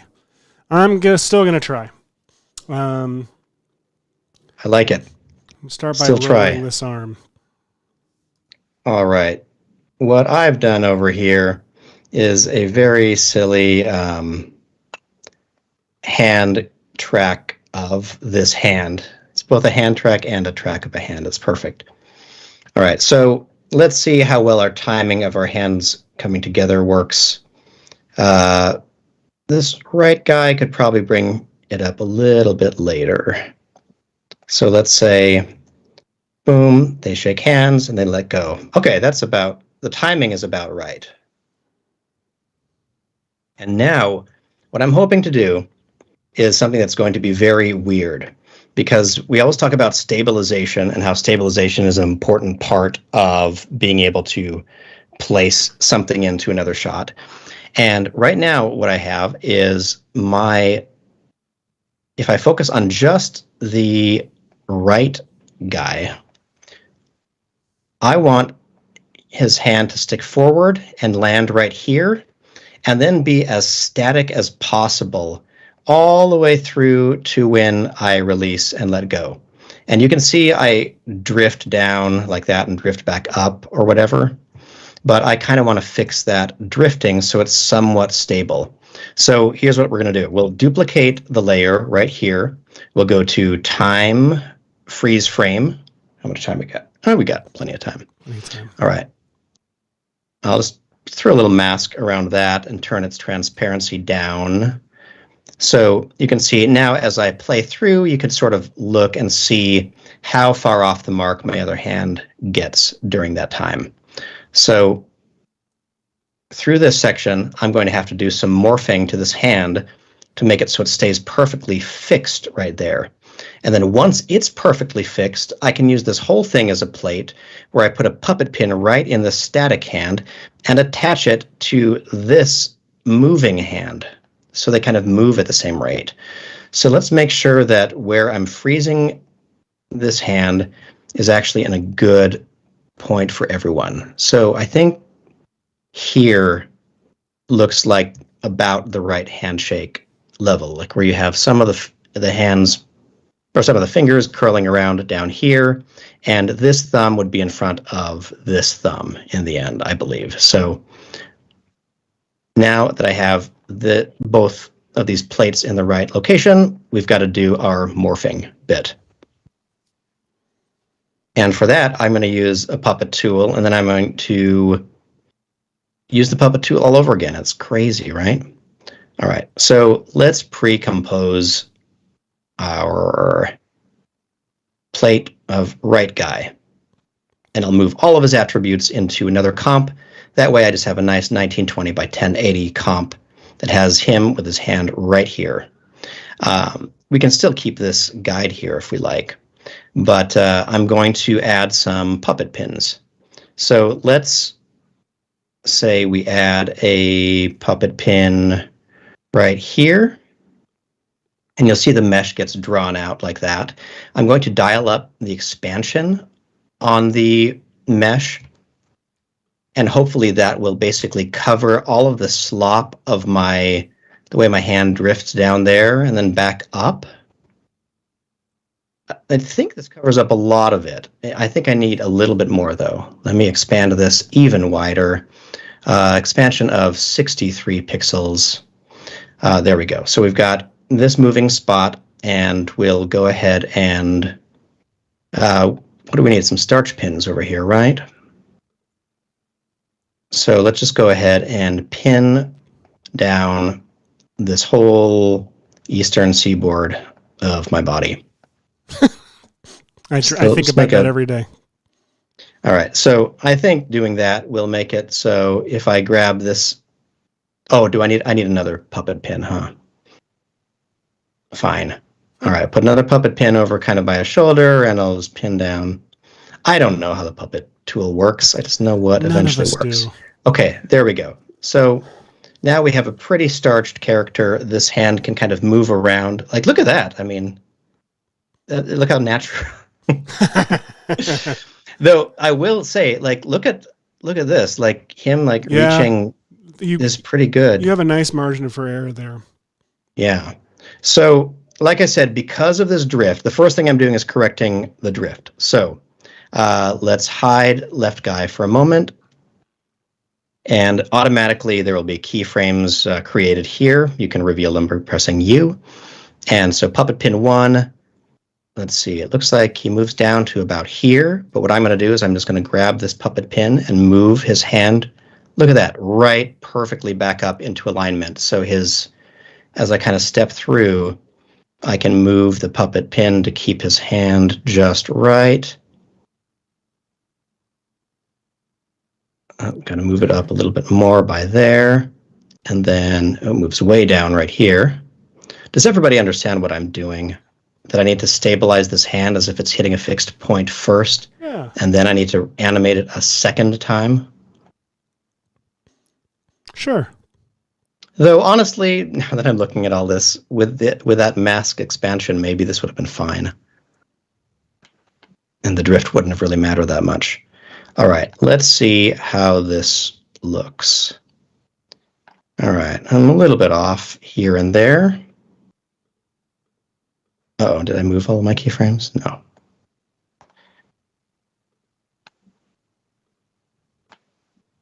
Now, the way you would overcome this on a set or something is probably by having them reach out and grab an actual object that was there.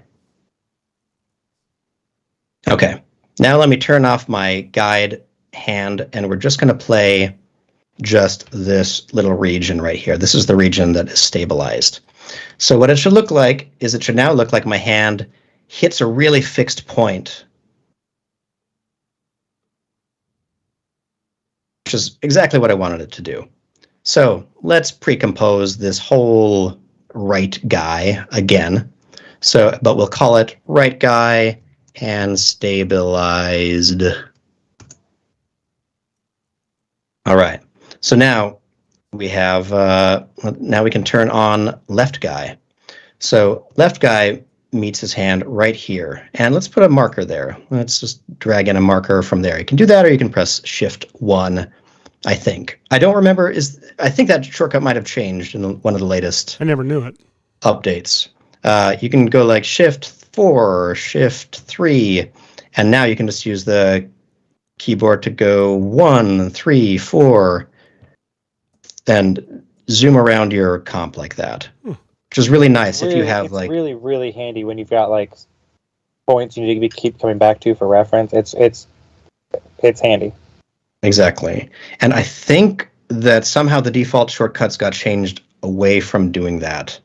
They may have changed back by now, but I know I had to manually put them back. It depends on if you're using the 1, 2, 3 keyboard commands for navigating in 3D comps, since After Effects now has better camera navigation that matches other 3D applications like Cinema 4D. Very clever. Hashi Andy from the chat is suggesting maybe grab a quick static plate of right you grasping your forearm or something so you can patch a finger or two into the bottom left of the shake with realistic contact shadow. That is a great idea. All right, let me see. Let me pull up OBS again. So here we are. So let's grab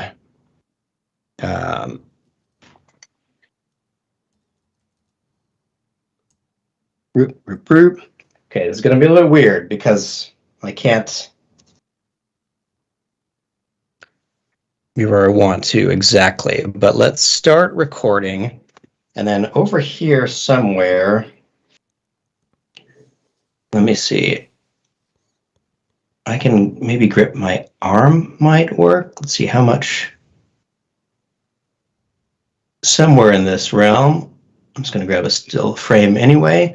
And then for my thumb going over it, let me just grab that. Great idea, Andy. I don't know if I'm executing this the way you'd imagine, but Smart. I think I heard you. Hashi, Harry Frank is also asking if we could do another singing tutorial. This time you singing Stabilized to the tune of Staying Alive. Oh, wow. Let's see, I have to think about that. Remember how much you hated yourself when you did a tutorial where you sang? I was a wreck. I flew to Hawaii Baseless. with Seth, and we just hung out there while it came out. Oh, that's the dream. To do the Spielberg Lucas trip, you and me, just to the beach, building sandcastles, talking about Indiana Jones. Yes. All right. Let's go ahead and add some puppet to this now. All right, I'm going to see how well this part works, which is adding a nice puppet pin right there. And just like before, it's got the nice wide expansion like this. And we'll put some other puppet pins over here just to keep my body still over that way. And we'll also, I don't know if this is necessary, put some starch pins over here so I'm not getting a weird, so my body isn't like bending to counteract the bend here. Mm-hmm. All right. Now, Seth, is Puppet Tool something that we have separately? I don't remember if that's not included with After Effects, right? Puppet? Yeah. Puppet Tools? Puppet. Oh, well, there's the Puppet Tool, but you're talking about different script. To create a null from. Oh yeah, that's a script you can grab from somewhere.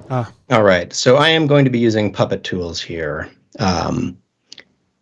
Apologies if you don't have it, but it's you can do this with math too. I'm going to go grab my Puppet pin 1 right there, and I'm just going to say create a controller, which will give me a nice big null that I can now move. Look at that. I love it. So I can attach this puppet pin to that wild spot that I made earlier. Let's minimize this so you can see my timeline a bit. Seth, I keep on thinking that your footage is like you live doing stuff. And I'm just like losing my arm. All right. By the way, this is what I currently have with a puppeted other arm, and I need to adjust the puppet. I might be able to make this work. All right. This is if I put other me back in. Oh, wait, anyway, sorry, you go ahead. I just want to see if this works. Okay, so in theory, right at this moment, I'm parenting. You have to go to the right frame where they're lined up. I am parenting my puppet pin controller to this, I should rename it, by the way, hand track. So it's puppeted to that. So right now, when they shake hands, this one should move that one. Look at that. That is what we call a success. Yes. Oh, I love when things like that kind of work. All right. So the motion is great because it's a slightly, this bouncing would have been hard to retime my footage for to work out. And I like that my head nod over here gets to stay in real time, but these arms, so if you're looking at them, look like they're working. Also, my I didn't starch my belly right here where my arm gets pulled up. I kind of like it. All right, I'm gonna starch it down for vanity purposes. let's see, what do you need? Oh, maybe I'll just throw a pin there. Because that just, it's more for the physics, everyone. It's not about vanity. There we go. Okay. Now, what we should have is this perfect moment of handshake contact, and then maybe right around here, I should go look at the puppet pin that is... actually, I could look at the hand track and copy its original position.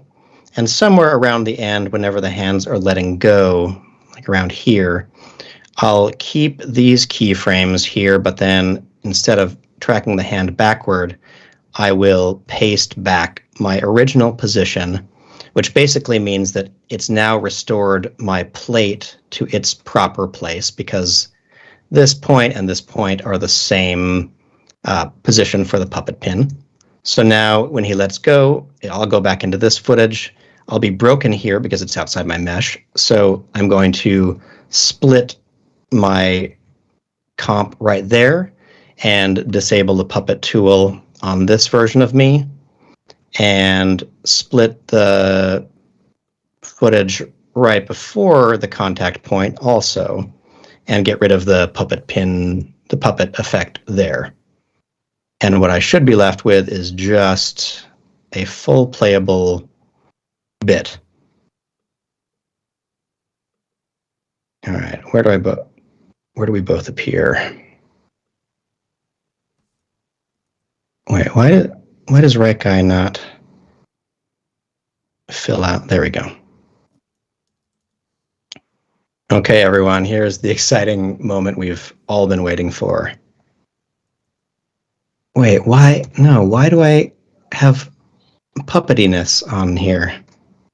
Oh, it's from this comp. Nuts. Okay.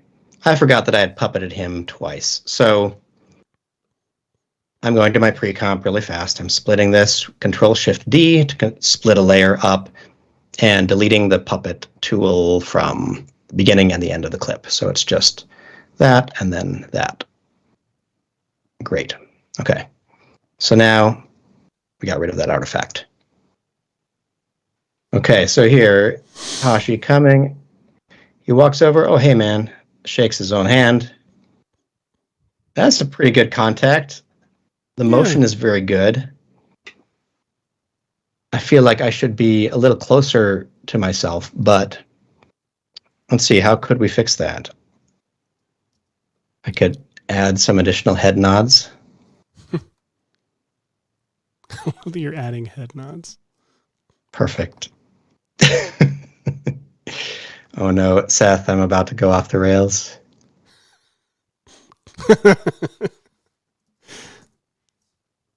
Hello. Konnichiwa.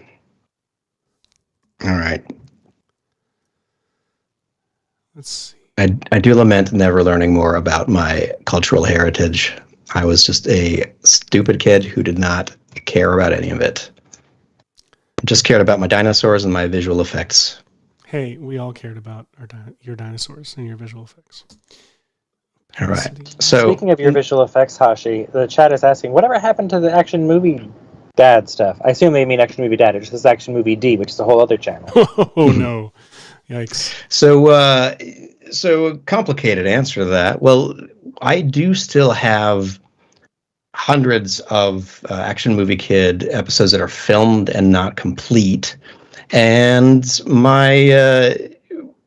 but other priorities have surfaced in the meantime. So I mean, you are moving countries, so I am moving countries.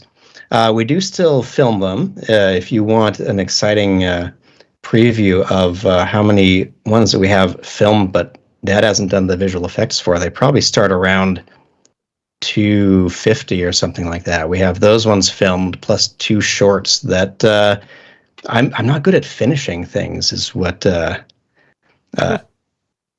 we've learned, which is why I'm forcing myself into a live format these days to do stuff.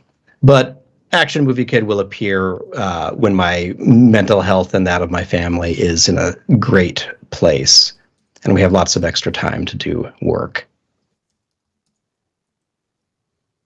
How was that for an exciting answer? I think it works. Perfect. Yeah. All right. So now I'm bringing in. I forgot whose suggestion this was. Was it an Aaron or some who said to film Andy? Andy, thank you, Andy. Andy TV. All right. So I'm going to quickly. Which I assume stands for digital video. Digital video, Andy. Yeah, Andy's not quite in HD yet. Speaking of being in HD, the chat has commented about how much they like this higher res stream. It's so cool, right? And it's even going to get, if there's any lag coming across right now, that's going to be corrected pretty soon too. Yes, it will. All right. So what Andy had suggested earlier was being able to film something. And I'm going to use maybe this frame right here. And move this whole thing down. See how we've got my hand right here, just the other layer coming around, and it's not really interactive. And in fact, there's a nice, like a horrible lighting halo going on right there. He suggested that I actually do film even just a still frame of my hand holding, my fingers wrapping around like a hand or whatever. So I've grabbed this little bit, and what's nice about that is that's gonna be fun. Look at that. Just a little bit of, let me see, let me move this anchor point and press Y to be able to move the anchor point around. I'll scale this to about the right size as the other hand, grabbing it, line up the angle, and even though that's my arm and not my hand, the flesh tones are matching enough. I can feather that out so we've got a bit of a, it'll look like my hand in shadow is appearing right there. And look at the improvement, Andy's improvement on my shot. That compared to that, it's spectacular. And there's additional color correcting that could be going on. This is got exposed a little darker. But let me see what happens if I attach this to my hand track thing right here. So it's got, we're a little wobbly here, because I think I was trying to track the center of the hand, so it's not a perfect track. But watch this. Let me turn on its motion blur and have it appear right at that moment. Boom. Gets left behind. Just having it pop in and out of existence right at that moment. And since it's already parented to something, why not make it even worse by adding some keyframes on top of this parented item?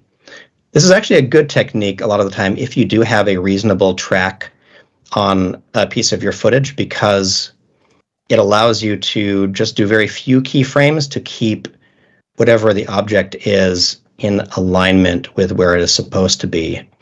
And so instead of having to go to every single frame again, I can follow most of the movement using the parented item and then do just the corrections on the position on this layer. So I'll just see where it's the most off, do a little bit of a position correction and a bit of slidiness right here. And let's turn off that.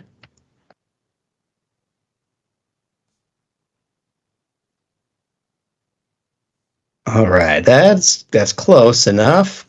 Close enough. And we're like, how's it going over there, Seth? I've got to ask. I don't know. I don't think I'm going to get anything because it's now 1:57, and I am 3 minutes. You could use something in 3 minutes. Go on, Seth. I actually think I could get this to a place that was interesting. It would just take me it's going to take me another couple hours to finesse this thing into looking like something personally. That's always a hard feeling, but I appreciate that we went for the challenge this week. I like that. So, yeah. Let me see. If I went with,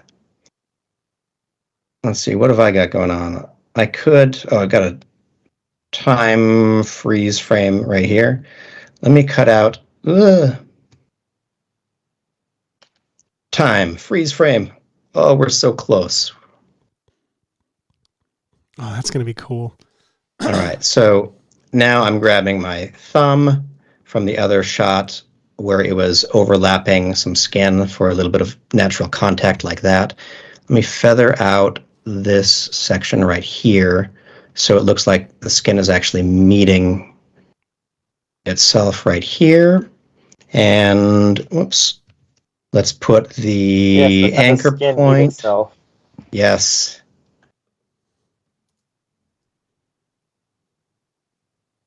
All right, let's scale this thumb down. How much thumb do we need? How much thumb do we want here? Something like that, maybe? All right, let's see if that were attached to the hand track, what happens with it. It's a little wild right there. I don't know. Oh, it's so gross. 1, 2, 3, 4. I declare a thumb war. Oh my gosh. He's got one of those freaky extra thumbs that materializes out of nowhere. I don't know how this works. But anyway, I think that the proof of concept is there on this handshake. Now all I need from the audience is a location. Where are we meeting up and shaking hands? And it better be somewhere that I already have a picture of. Let's see.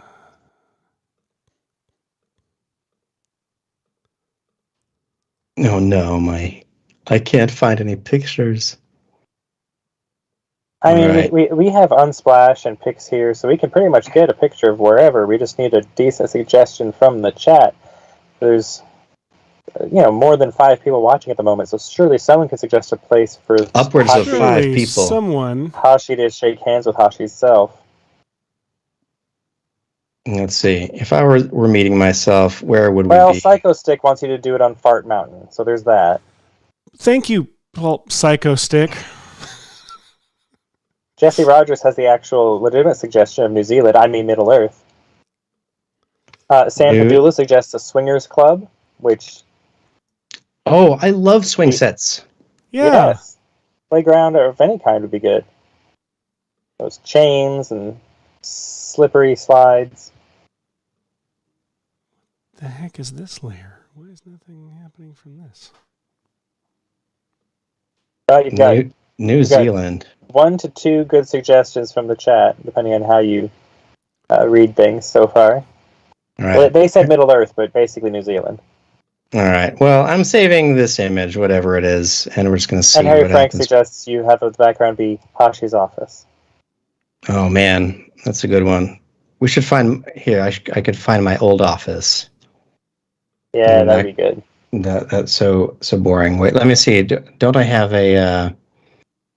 I likely have, if I dive into my archives, probably a horrible, my double, let's see, environments. Nope, not materials. Maybe you could put yourself on a set of the Venom short? Nope, I'm never putting myself there. Let's see, here we go. Here's my... Here's my 360 view of my old office. And I can put this really bright part of the room over here to complement the brightness there. So is it a full 360? Because if so, you could use trap code Horizon to make it. That is true. Horizon. All right. We're just going to make... I know we're past time here, folks, but let's just go ahead and make a little mini comp right here. I'm just going to throw my office in there like that. I'm going to throw the handshake moment. This is it, right? Handshake. The choreography, the blocking of my shot weirdly sexual to me in a way that I'm not sure I'm comfortable with and want to finish. It's my eye line. It's the way I and how close I get to my Oh yeah, myself. You get close, you sniff, you glance downward. Yeah. Yeah. I trail those glasses down below and bring them back. Yeah. This was a noble attempt that could be done way better in close up. Yeah, I like it. It was worth the effort. Yeah. You've got a bit of a doubling echo thing going on your hand there. What's up with that? Why do you have two hands? All kinds of reasons. Oh well, let me turn off the extra thumb. I don't need an extra thumb. Hashi, it was Seth's problem. Not me. It's me. No, you, Hashi. You're perfect. He's always got an extra thumb. Yeah. Right. Hey, this is interesting enough, right? All right. Big finish, everyone. Thank you very much for. Let's see. So you bring the glass. That's pretty good. Yeah, I mean, it could get there. It could get there. It could get there. It's a good test. Now I know how to shoot it better. All right. Well, everybody. This is why it's important to do test 3 VFX shots, so you know that your setup and plan is going to work. Because sometimes it doesn't. This is what happens without the prep. It informs how you can shoot it better for real. So again, this is another pro tip for doing VFX. Test it first. 100%. Yeah, imagine if we had Michael Keaton levels of resources right here. You know? Yeah. Please. All right, everyone. Please welcome Michael Keaton to the last minute of VFX and Chill. No. Why not? Well, I think that we should, because we don't have him. Hey. Sometime. Well, this was fun, Seth. Very fun. Thank you guys for tuning in for another episode of VFX and Chill. I'm realizing I left out the end screen in my OBS project file this week. So we're just going to go out to the intro, and I will see you guys right here next week. I don't know what we're doing next week, but it's going to be super fun. Thank you, Chillians. Bye. Oh, and wait. Hey, there's our audience. Oh, they're playing us out. Oh.